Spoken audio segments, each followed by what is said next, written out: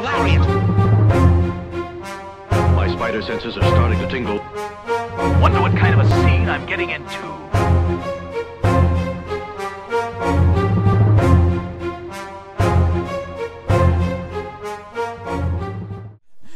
So you've been working for a few years now in US industry as well. You've managed to break into that. How difficult was it for you to break out of the Australian scene and into the US industry? I was kind of fortunate in that I think I sidestepped. Well, fortunate is kind of dubious when I'm talking like this. I don't mean to say there's anything wrong with the Australian scene, but I kind of sidestepped the Australian scene and went straight into the American scene. I used to work in film and television and study and all that sort of stuff. In that was what I was trained to do, screenwriting and directing and sound and all that sort of stuff. And I was script doctoring and going back and forth with a guy named Murphy who wrote a book called Umbra years ago. And you know, we were sort of talking comics, and he was talking about making this thing of his into a film. So we're talking about how you could turn that into a script, and he asked me if I'd ever written a comic script. And I said no, and so he said, well, you know, try writing it, and I sent this thing off to him. He said, you know, if you put the turtles in this, you know, if you make it a turtles script, then we'll buy it. So I kind of got straight into the turtles. That was 2005, and it took a year for that first script to get published. Because of the scheduling they had already, but in the meantime they put me to work on comic books in the UK, the Turtles comics over in the UK for the animated series over there. So I worked on that, and then wrote with the Mirage crew for about I think that ended up about 2010 when they sold off to Nickelodeon, and then I had to go back to drawing because the writing work dried up. With the Turtles, were you a fan of the property beforehand, and if so, were there particular influences to your versions of the Turtles? Yeah, I mean, I kind of grew up. Some of the first comics I read were the Eastman and Laird black and white things in the trade paper. Like I couldn't get them here because I wasn't aware of comics really then, like the comic collector market and all that sort of stuff. But I saw the coloured reprints of the old Mirage stuff, the first publishing collections. They were in like a Kmart down in the town that I grew up in, and I saw them there, and I saw the first thing that registered were the Triceratons, which I think most Turtles fans will know, but they're basically Triceratops men. And because I was a dinosaur kid, I was more interested in these guys than I was in about the Turtles and the ninjas and all this sort of stuff. But it kind of grew on from there. Like once I sat down and read it as a kid, then you know that's where it all started growing. So I'd seen, because we're kind of a couple of years behind the US in terms of all those trends, I'd read the Mirage comics before I'd seen the animated series. And it just kind of went from there, I guess. I think every kid born after 82 or after 1980s, you know, got some kind of Turtles fandom in their blood. Yeah, just kind of pure dumb luck, I guess, that I ended up working on the comics. So yeah, it's mainly the Eastman and Laird stuff that's you know, the strongest influence. And as a massive Ghostbusters fan, I'm loving the stuff that you're doing over there.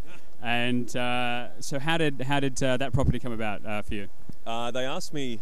They'd obviously they had the comics going for a little while, and I was asked to pitch a mini series long before the ongoing came up, and that got sidelined for some reason. I can't remember why.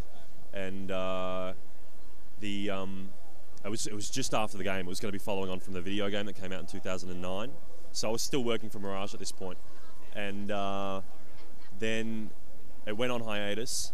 Then they came back with this ongoing book, and what they wanted to do was have me do like a coffee table style book, which would basically be the Tobin Spirit Guide that they keep referring to in you know, all the literature, the films, the comics, and all that sort of stuff.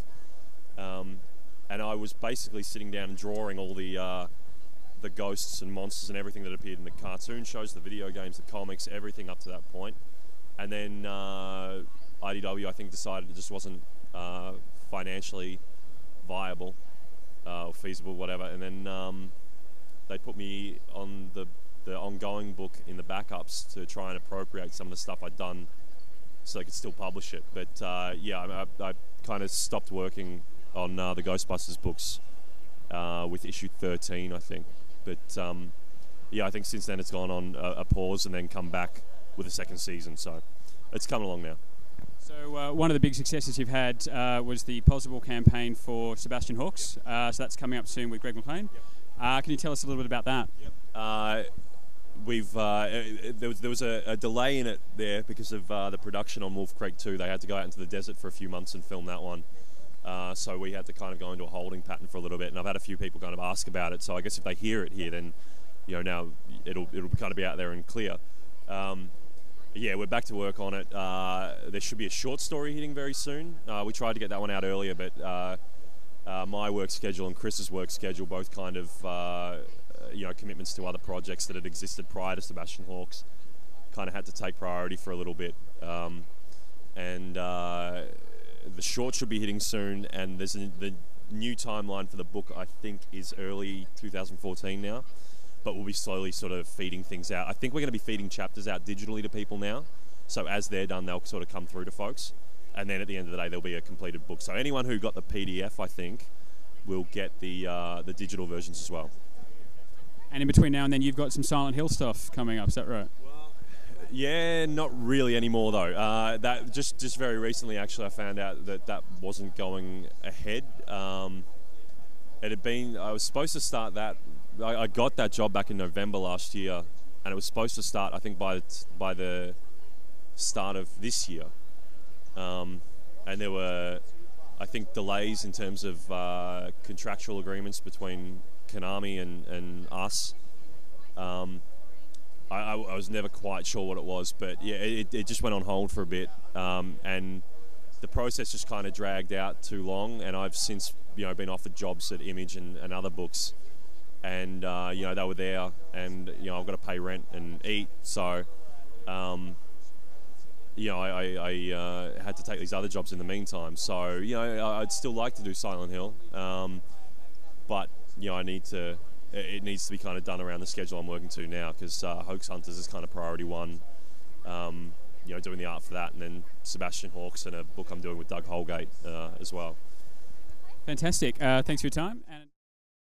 Hi, this is Tristan Jones, and you're listening to Behind the Panels.